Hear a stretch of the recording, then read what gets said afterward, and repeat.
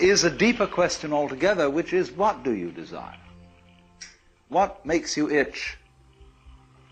What sort of a situation would you like?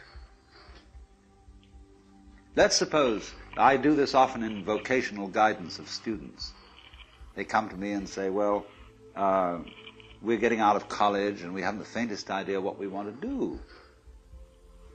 So I always ask the question, what would you like to do if money were no object? How would you really enjoy spending your life? Well, it's so amazing. As a result of our kind of educational system, crowds of students say, well, we'd like to be painters, we'd like to be poets, we'd like to be writers, but as everybody knows, you can't earn any money that way. Or another person says, well, I'd like to live an out-of-doors life and ride horses. I say, do you want to teach in a riding school? Let's go through with it. What do you want to do? When we finally got down to something which the individual says he really wants to do, I will say to him, you do that. And forget the money. Because if you say that getting the money is the most important thing, you will spend your life completely wasting your time. You'll be doing things you don't like doing in order to go on living, that is, to go on doing things you don't like doing, which is stupid. Better to have a short life that is full of what you like doing than a long life spent in a miserable way. And after all, if you do really like what you're doing, it doesn't matter what it is, you can eventually turn it, you could eventually become a master of it. It's the only way to become a master of something, to be really with it. And then you'll be able to get a good fee for whatever it is. So don't worry too much. Somebody's interested in everything. And anything you can be interested in, you'll find others who are. But it's absolutely stupid to spend your time doing things you don't like in order to go on spending things you don't like, doing things you don't like, and to teach your children to follow in the same track. See, what we're doing is we're bringing up children and educating them to live the same sort of lives we're living, in order that they may justify themselves and find satisfaction in life by bringing up their children, to bring up their children to do the same thing, so it's all retch and no vomit. It never gets there. And so, therefore, it's so important to consider this question, what do I desire? Well, when we answer that question in a naive way, we figure out that we want to desire, what we want is to control everything.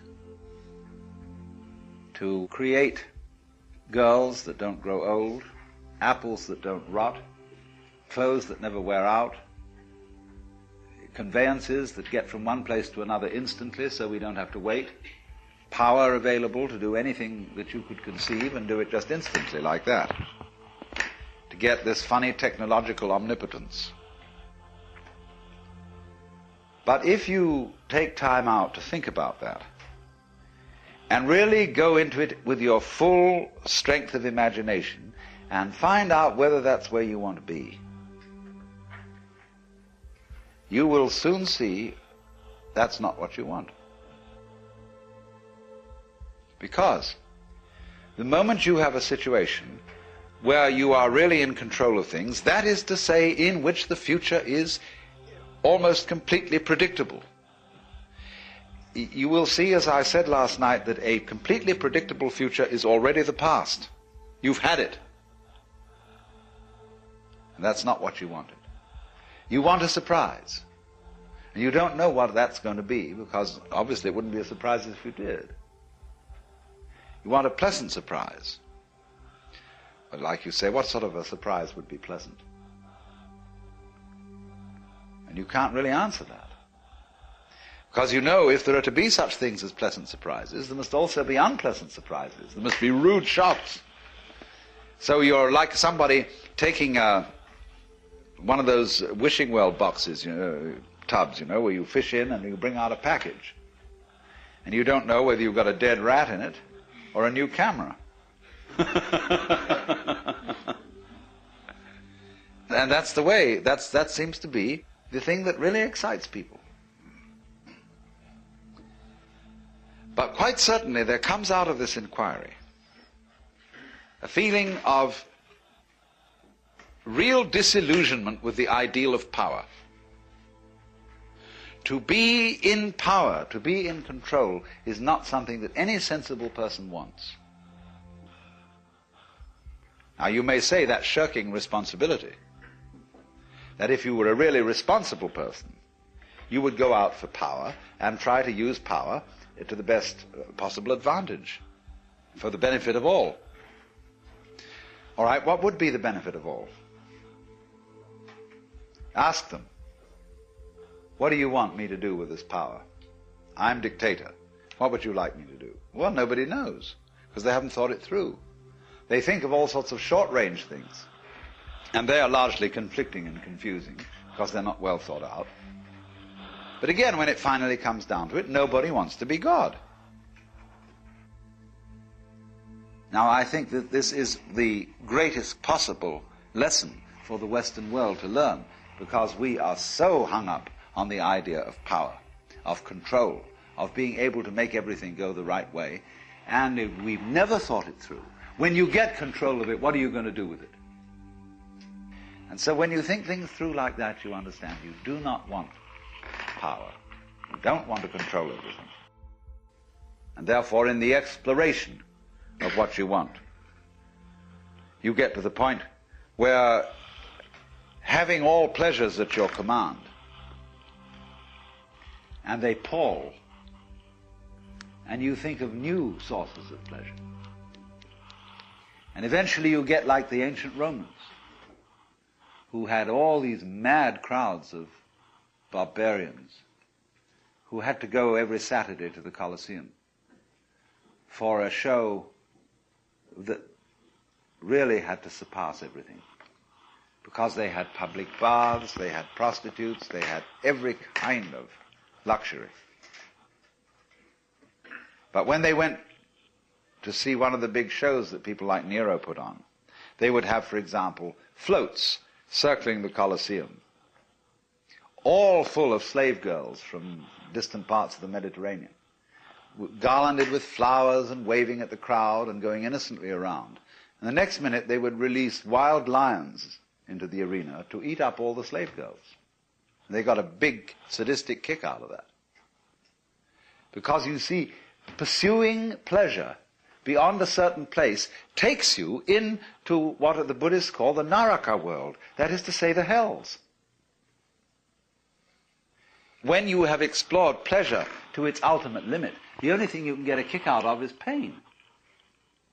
And so naturally, you descend from the Deva world at the top of the wheel to the Naraka world at the bottom, where it shows all these beings in states of torture. You get to the hell world as a result of not knowing what you want, as a result of thoughtless pursuit of pleasure, which ends you eventually in the pursuit of pain. So when you're in the hell world, that's where you want to be. So when I ask, I go right down to the question, should we start with, what do I want? The answer is, I don't know.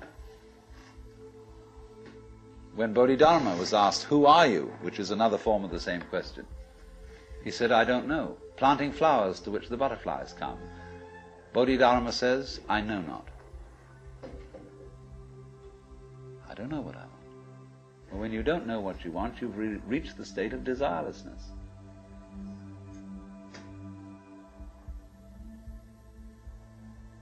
When you really don't know. But you see, there's a beginning stage of not knowing, and there's an ending stage of not knowing. In the beginning stage, you don't know what you want because you haven't thought about it, or you've only thought superficially. And then when somebody forces you to think about it and go through and say, yeah, I think I'd like this, I think I'd like that, I think I'd like the other, that's the middle stage. Then you get beyond that. Say, is that what I really want? In the end you say, no, I don't think that's it. I might be satisfied with it for a while, and I wouldn't turn my nose up at it, but it's not really what I want. Why don't you really know what you want? Two reasons that you don't really know what you want. Number one, You have it. Number two, you don't know yourself, because you never can. The Godhead is never an object of its own knowledge. Just as a knife doesn't cut itself, fire doesn't burn itself, light doesn't illumine itself. It's always an endless mystery to itself. I don't know. And this I don't know, uttered in the infinite interior of the spirit,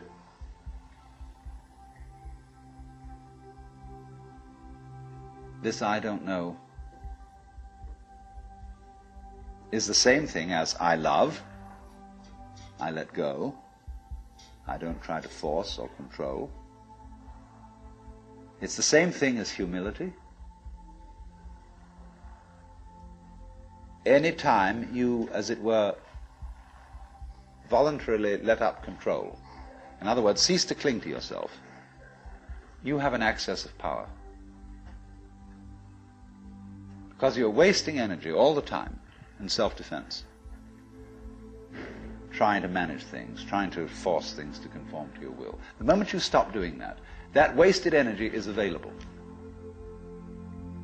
And therefore, you are, in that sense, having that energy available, you are one with the divine principle. You have the energy. When you're trying, however, to act as if you were God, that is to say, you don't trust anybody and you're the dictator and you have to keep everybody in line, you lose the divine energy. Because what you're doing is simply defending yourself. So then, the principle is, the more you give it away, the more it comes back.